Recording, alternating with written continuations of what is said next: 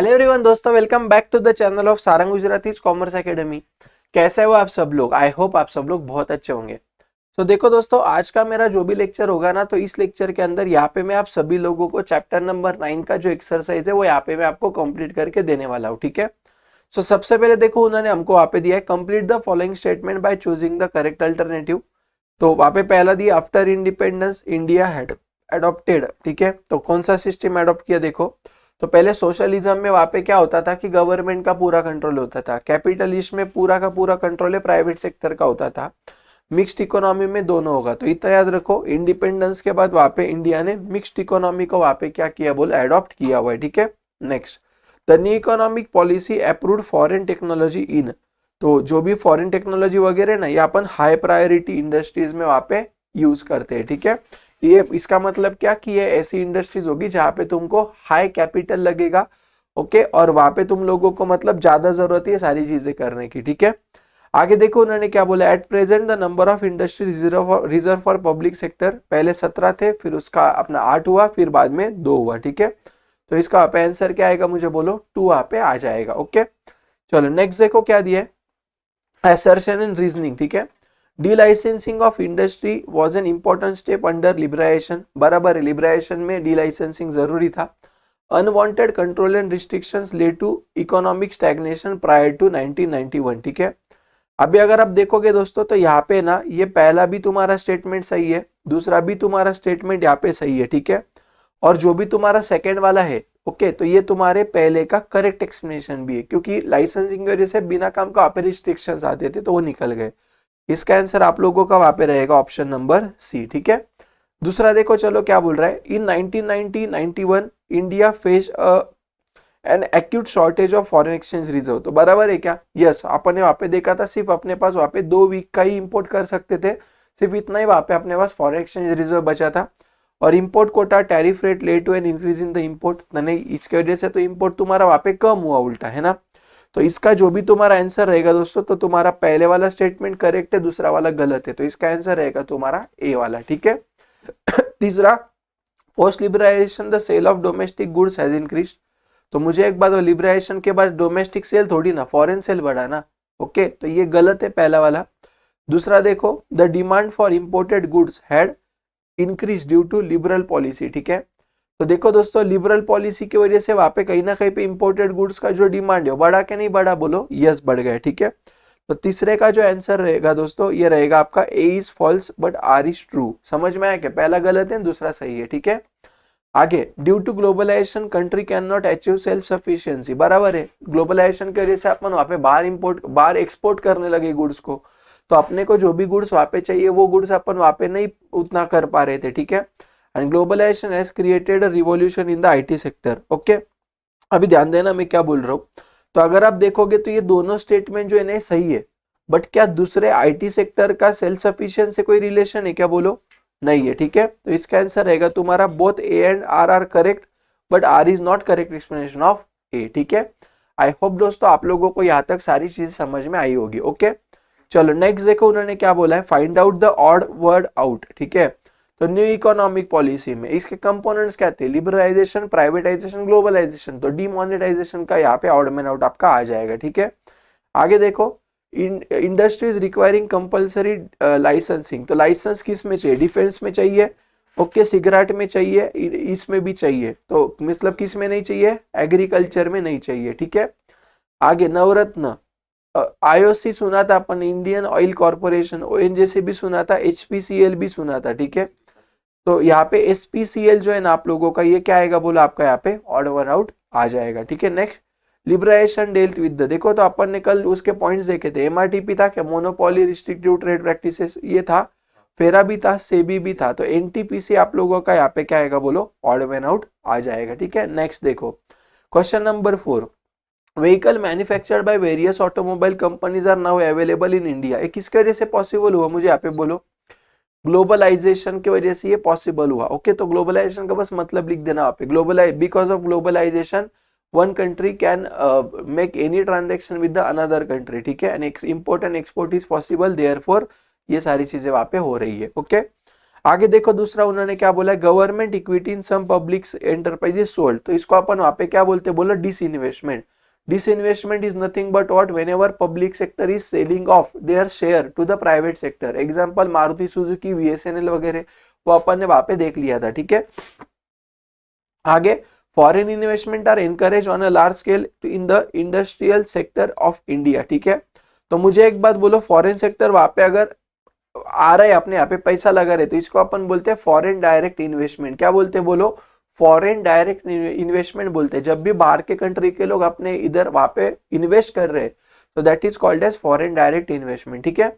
Next, state with the reason whether agree और disagree. Liberalisation has permitted the use of foreign technology, तो ये correct है क्या, मुझे बोलो। यस, ये एग्री है। समझा क्या? तो लिबरलाइजेशन मतलब क्या, कि वहां पे क्या होगा दोस्तों, कि अपन वहां पे ऑब्वियसली जो फॉरेन टेक्नोलॉजी वो अपन वहां पे जो हाई प्रायोरिटी सेक्टर है उसके अंदर अपन इसका यूज करने लगे, बाहर के लोग भी अपने यहाँ पे इन्वेस्ट करने लगे, एक्सेट्रा एक्सेट्रा, ठीक है। Government has given private enterprises free access to the public sector, ठीक है। अभी मुझे एक बात बोलो दोस्तों, कि जो भी गवर्नमेंट है, राइट, तो उसने वहां पे प्राइवेट एंटरप्राइजेस को एक्सेस दिया कि नहीं दिया, मुझे बोलो। यस, स्टार्टिंग में अगर आप देखोगे तो वहां पे 18 इंडस्ट्रीज थी, फिर 8 हो गई, फिर 3 हो गई, फिर 2 हो गई, तो आज सिर्फ गवर्नमेंट का 2 ही है, मतलब बाकी का उन्होंने एक्सेस दे दिया। तो इसका भी आंसर क्या रहेगा, मुझे बोले यहाँ पे एग्री रहेगा। समझा ना। नेक्स्ट देखो, government has a monopoly in insurance sector, गलत है, ठीक है। डिसएग्री, क्यों? क्योंकि देखो वहां पे ना, जो भी 1991 में अपन ने देखा था, IRDA आया था, इंश्योरेंस रेगुलेटरी, वो जो भी था ना तुम्हारा, वो एक्ट आया था वहां पे, ठीक है ना, इंश्योरेंस के रिलेटेड।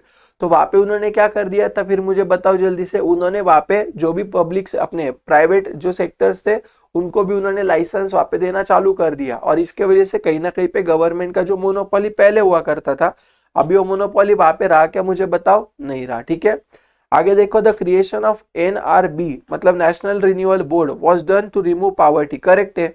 अपन ने वहां पे ये एग्री लिख देना। आप अपन ने देखो वहां पे ये देखा था कि नहीं दोस्तों, कि जब भी अपना मान लो फॉर एग्जांपल कोई BIFR वगैरह था, ओके, तो वो टाइम पे अगर किसी कंपनी अगर बंद गिर जाती है, सिख कंपनी से अगर वहां पे बंद गिर जाती है, तो उसके अंदर के जो भी एम्प्लॉइज वगैरह उनको वहां पे निकाल दिया जाएगा, ओके।